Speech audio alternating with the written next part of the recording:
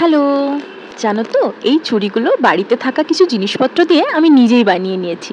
আসলে এরম চুড়ি পরার ইচ্ছে বেশ অনেক দিনের ছিল আমার, কিন্তু এখন তো আর বাজারে যাওয়া হয় না, তাই কেনাও হয় না। তাই ভাবলাম দেখি তো নিজে নিজে পারি কিনা।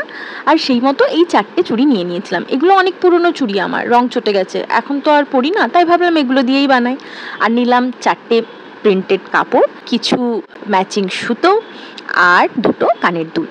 এবার আমি কাপড়গুলোকে লম্বা আর সরু করে কেটে নিয়েছি। যেহেতু 4টে চুড়ি ছিল, তাই আমি 4টে ডিফারেন্ট কালারের কাপড় নিয়েছিলাম। কাপড়টা চুড়িতে লাগানোর সময় চারদিক থেকে একটু করে ভাঁজ করে নিয়েছিলাম, যাতে এই যে অ্যাসিমেট্রিক্যাল দিকগুলো আছে এগুলো বাইরে থেকে বোঝা না যায়, আর ফিনিশিং লুকটা একটু সুন্দর আসে।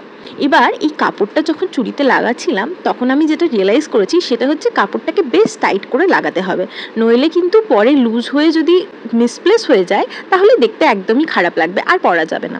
তাই বেশ টাইট করেই এই কাপড়গুলোকে চুড়িগুলোর চারপাশে বেরিয়ে নিয়ে তারপর সেলাই করা শুরু করেছি।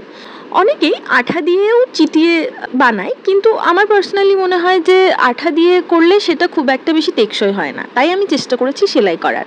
আর সেলাইটা করার সময় আমি না চুড়ির যে নিচের দিক মানে ভেতরের দিকটার থেকে করেছি, যাতে বাইরে থেকে না বোঝা যায় যেটা আমি সেলাই করেছি। তবে এটা করতে কিন্তু খুব কষ্ট হয়েছে। কষ্ট মানে কি জানো তো, চুড়িটা তো কার্ভ সারফেস, তো এবার যখন ওই সুচটা ওই কার্ভ সারফেসের মধ্যে দিয়ে ঢুকিয়ে আবার বের করছিলাম, তখন কিন্তু হাতে বেশ কয়েকবার ফুটে গেছে। তোমরা যদি কেউ বানাও এই জিনিসটা কিন্তু একটু খেয়াল রেখো, হাতে কিন্তু লেগে যেতে পারে। এবার এভাবেই আমি 4টে চুড়িকে প্রত্যেকটা ওই আলাদা আলাদা কাপড় জড়িয়ে সেলাই করে নিয়েছি। তারপর হলো দুল লাগানোর পাল। মানে এই যে কানের মধ্যে যেই বলগুলো আছে এগুলোকেই আমি কাজে লাগাবো। ওই যে বললাম বাড়িতে থাকা জিনিসপত্র দিয়েই বানিয়েছি, তাই এই পুরনো দুটো কানের থেকে এই দুলগুলো খুলে নিয়েছিলাম।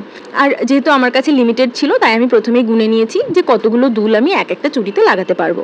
তো গোনার পর যেটা দেখলাম যে 3টে করে দুল 3টে জায়গায় একটা চুড়িতে লাগাতে পারবো, তাই সেইভাবেই শুরু করলাম এবার দুলগুলো সেলাই করা। এখানেও চেষ্টা করেছি যাতে সুতোটা খুব একটা বেশি দেখা না যায়, কিন্তু একটু তো ভিজিবল হবেই। আর যারা প্রফেশনালি বানায় তাদেরটা একটু সুন্দর হয়, কিন্তু আমি তো প্রথমবার বানাচ্ছি, ঠিক দোকানের মতো করতে পারিনি। বাট ঠিক আছে, শখ পূরণের জন্য এইটুকু বানিয়ে পরাই যায়। আমি কতবারই বা করবো, খুব একটা বেশি তো আমার পড়া হবে না। যাই হোক, এই দেখো এইভাবেই আমি প্রত্যেকটা চুড়িতে লাগিয়েছি। একটা কমপ্লিট হয়ে গেছে, আরেকটা অলমোস্ট কমপ্লিট, এবার পরেরটা শুরু করেছি। এভাবেই পরপর একদম 4টে চুড়িতে প্রত্যেকটা বল লাগিয়ে কমপ্লিট করেছি। এইটা জানো আমি মাত্র 2 ঘন্টার মধ্যে করেছি।